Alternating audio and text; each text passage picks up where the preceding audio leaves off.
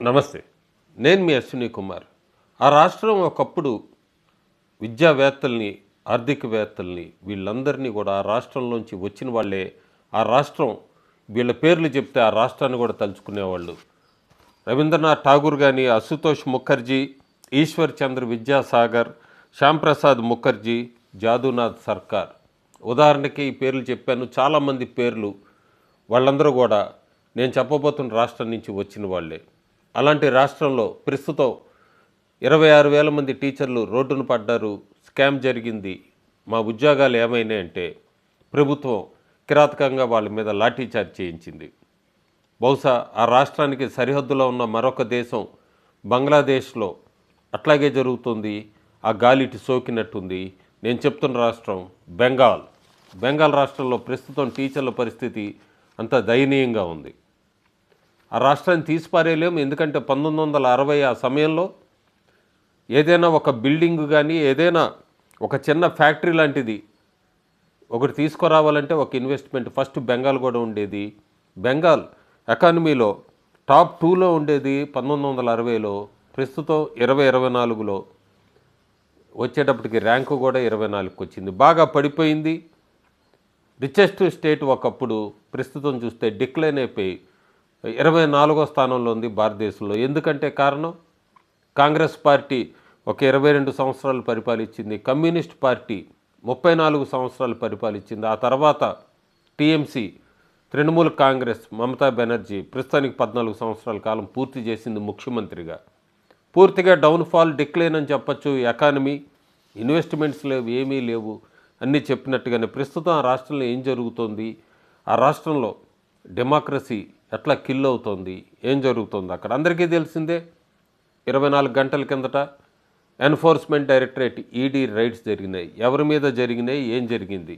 అక్కడ తృణమూల్ కాంగ్రెస్ తరఫున పనిచేస్తున్న ఒక ఐపాక్ కన్సల్టెన్సీ మీద ఈడీ వాళ్ళు రైడ్స్కి వెళ్ళినప్పుడు సాక్షాత్తు భారతదేశంలో మనం ఎక్కడ చూసుండో ఏ రాష్ట్రంలో కూడా ఒక రాష్ట్ర ముఖ్యమంత్రి హడావుడిగా వచ్చి పోలీసుల సమక్షంలో ఈడీ అఫీషియల్స్ని బెదిరించి అక్కడున్న ఫైల్స్ని అన్నీ కూడా దొంగిలించినట్టే అని చెప్పచ్చు. మనం ఫైల్స్ అన్నీ తీసుకొని ఎలక్ట్రానిక్ డివైస్లు, హార్డ్ డిస్క్లు ఇవన్నీ తీసుకొని తన కారులో పెట్టి తీసుకొని వెళ్ళిపోయింది. ఐపాక్ ఆఫీస్ ఏమి తృణమూల్ కాంగ్రెస్ పార్టీ ఆఫీస్ కాదు, లేదు తృణమూల్ కాంగ్రెస్ సంబంధించిన ఎంపీ ఎమ్మెల్యేల ఇల్లు కాదు. అదొక ప్రైవేట్ కన్సల్టెన్సీ ఫాము. ఎందుకు మమత అంత కంగారు పడుతోంది?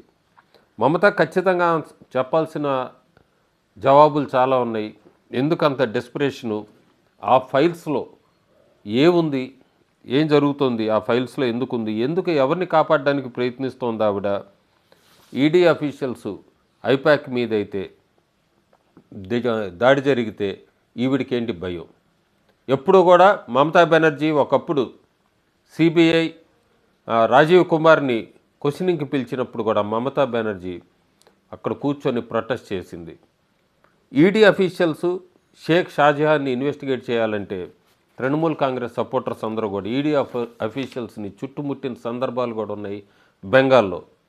ప్రస్తుతం ఇప్పుడు ముఖ్యమంత్రి స్వయంగా వెళ్ళి అక్కడ ఐపాక్ ఆఫీసులోంచి ఫైల్స్ తీసుకొని వచ్చారు. కోర్టులో కేసు ఫైల్ అయింది, ఈడీ ఫైల్ చేసింది. కోర్టులో కూడా వాదోపవాదనలు వెన్నీయకుండా తృణమూల్ కాంగ్రెస్ సపోర్టర్స్ అక్కడికి వచ్చి గోల చేయటం, ఇదంతా ప్రస్తుతానికి జనవరి 14కి వాయిదా పడింది ఆ కేసు అంతా కూడా. ఇక్కడ 2 కోణాల్లో చూడాలి. ఒకటి, ఐపాక్ వెస్ట్ బెంగాల్ గవర్నమెంట్ ఫంక్షన్లో ఏమన్నా ఇంటర్వ్యూన్ అవుతుందా? ఐపాక్ వాళ్ళు వెస్ట్ బెంగాల్ ప్రభుత్వాన్ని డైరెక్ట్ చేస్తున్నారా? ఎట్లా నడపాలి ప్రభుత్వాన్ని, ఎట్లా నడపాలని? ఇదైతే నిజమైతే కనుక ఈ కాన్స్టిట్యూషన్కి పెద్ద, రాజ్యాంగానికి పెద్ద ఛాలెంజ్ అని చెప్పచ్చు మనం అంతా కూడా. ఎందుకంటే చాలా అనుమానాలు కన్ఫర్మ్ కాలేదు, కానీ చాలా అనుమానాలు ప్రస్తుతానికి తెర మీదకి వస్తున్నాయి. ఒకటి, 20 కోట్లతో మొదలైన ఈ మనీ లాండరింగ్ కేసు దాదాపు 500 కోట్ల పైన ఉందని, ఆ తర్వాత లింక్ ఎక్కడికో వెళ్ళొచ్చు అన్నది ప్రస్తుతానికి వినబడుతున్నాయి. మనం ఇన్వెస్టిగేషన్ పూర్తయ్యాక పూర్తి డీటెయిల్స్ వస్తాయి. ప్రస్తుతానికి ఈడీ అఫీషియల్స్ చెప్తున్నది ఆ 20 కోట్లు గోవా ఎన్నికలకి వాడారు, ఐపాక్ నుంచి అటు వెళ్ళింది అన్నది వాళ్ళు చెప్తున్న క్లెయిమ్, మెయిన్ ఎలిగేషను. కానీ దాని లింక్ 500 కోట్ల పైన ఉంది అన్నది తెర వెనక వినబడుతున్న మాట. చాలామంది చేతులు మారినాయని పెద్ద పెద్ద వాళ్ళ పేర్లు ఉన్నాయి దీని వెనక అన్నది కూడా వినబడుతున్న మాట. Mamata Banerjee ED officials raid చేశారు. దీని వెనక అమిత్ షా ఉన్నాడు, బీజేపీ ఉన్నాడు. మా పార్టీకి సంబంధించిన మొత్తం మా క్యాంపెయిన్ ఉంది, ఆ ఫైల్స్నే నేను తీసుకొని వచ్చానని ఆవిడ చెప్తున్నప్పటికీ కలకత్తాలో పెద్ద ఎత్తున ర్యాలీ కూడా చేశారు. ఆ ర్యాలీలో కూడా ఆవిడ పూర్తిగా ఫ్రస్ట్రేషన్లో, డెస్పరేషన్లో, డిప్రెషన్లో కనబడింది మమతా బెనర్జీ.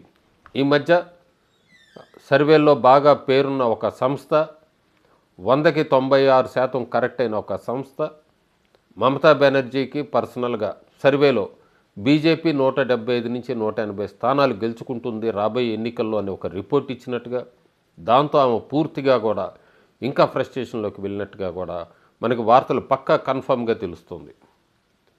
మమతా బెనర్జీ ఇక్కడే ఒక స్ట్రాటజిక్ గేమ్ ఆడుతోంది. ఆ స్ట్రాటజిక్ మూవ్ ఏంటంటే, ప్రస్తుతానికే ఆవిడ కోరుకుంటున్న మనసులో ఉన్నది వెస్ట్ బెంగాల్ గవర్నమెంట్ని కేంద్ర ప్రభుత్వం లేదా మోడీ ప్రభుత్వం డిస్మిస్ చేయాలి. డిస్మిస్ చేస్తే ఆవిడ పబ్లిక్లోకి వెళ్ళాలి, సింపతి గెయిన్ చేయాలి. ఆల్రెడీ ఆవిడ కేంద్ర ప్రభుత్వానికి, సుప్రీంకోర్టుకి కూడా అన్ప్రెసిడెంట్ ఛాలెంజెస్ కూడా విసురుతోంది. ఈ ఇన్వెస్టిగేటింగ్ ఏజెన్సీస్ అందరికి కూడా అడ్డం పడుతుంది. ఇవన్నీ కూడా కావాలని చేస్తుంది. ఎందుకంటే కేంద్ర ప్రభుత్వం వెస్ట్ బెంగాల్ ప్రభుత్వాన్ని రద్దు చేయాలి అన్నదే ఆవిడ మనసులో మాట. ఎందుకంటే చాలా క్లియర్గా తెలుసు ఆమెకి ఎలక్షన్స్ ఓడిపోయిందని, ఆప్షన్స్ చాలా తక్కువ ఉన్నాయని. కానీ ఆమె అనుకున్నట్టు ఎక్కడ జరగట్లేదు. కేంద్ర ప్రభుత్వం చాలా సైలెంట్గా తన పని తాను చేసుకుపోతుంది. కానీ మమతా బెనర్జీ అనుకున్నట్టుగా తన ప్రభుత్వాన్ని ఎక్కడా కూడా రద్దు చేస్తున్నట్టుగా ఎక్కడ చెప్పలేదు. ప్రెసిడెంట్ రూల్ అని కూడా చెప్పలేదు. సైలెంట్గా ఉంటుంది కేంద్ర ప్రభుత్వం. దాంతో ఇంకా మమతా బెనర్జీలో కంగారు ఎక్కువైందని చెప్పచ్చు. మొత్తానికి ఉన్న పరిస్థితుల్లో ప్రస్తుతానికి జనవరి 2026లో వెస్ట్ బెంగాల్లో మమతా బెనర్జీ కుర్చీ దిగటం అయితే ఖాయంగా కనిపిస్తోంది. కాకపోతే ఈ కేసులు ఎటువైపు తిరుగుతాయి ఏంటి అనేది అయితే మనం రాబోయే రోజుల్లో చూడాలి. Thank you.